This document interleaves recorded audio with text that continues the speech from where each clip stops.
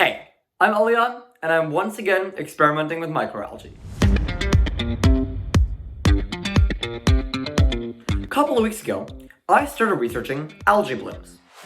Algae blooms are an ecological phenomenon where algae suddenly start growing uncontrollably on the surface of water. Now, this can have all kinds of environmental consequences. Among other things, algae blooms compete with plant populations and can kill fish. So it's super important that we find ways to fix this. But here's the deal.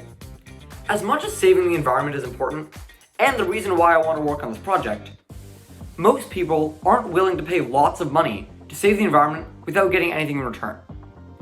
And that's something I've understood from the many projects I've worked on relating to the environment and climate change. The environment is great, but really, people are driven by another kind of green stuff. Money. But honestly, I'm fine with that. Because not only do algae blooms have a major environmental impact, they also have a pretty big impact on the economy. A $270 million impact, to be exact. Let's unpack that. When I dove into the economics of algae blooms, I came across a really interesting paper published in 2019 that was basically exactly what I was looking for. An estimate of the economic cost of algae blooms in Lake Erie in Canada, which is only a few hours from where I live. This is where I got the 270 million figure. The paper estimated that over a 30-year period, algae blooms in Lake Erie alone would cost the economy $272 million per year. Now, what I wanted to know was why. What about algae blooms taxes the economy? And this table told me exactly that. The big categories the paper considered were reduced commercial fishing, primarily due to the greater difficulty in fishing and a decline in fish populations, increased cost for water treatment plants, which have to treat the water for algae and the toxins they produce, lost property value because having an algae bloom in your backyard can be pretty annoying, and lost recreational use and consequently lost money in tourism from those who otherwise might have vacationed at Lake Erie, but won't because of the algae bloom. So these are the big categories of economic losses, which the paper proceeded to describe and evaluate the cost of. And this table on screen essentially summarizes the results. Tourism accounted by far for the biggest losses, then property value losses, fishing, then water.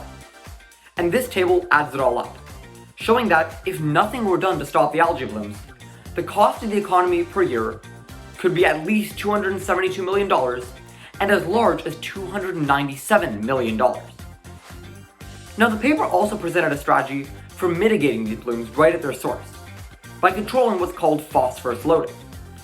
Phosphorus is one of the key nutrients algae use, and when it's applied as fertilizer in the farms around Lake Erie, it can end up in the water and cause huge algae blooms. By decreasing the amount of phosphorus added and applying fertilizer at specific times, we can decrease the amount of algae blooms and the cost per year to a maximum of 142 million. That essentially cuts the cost in half.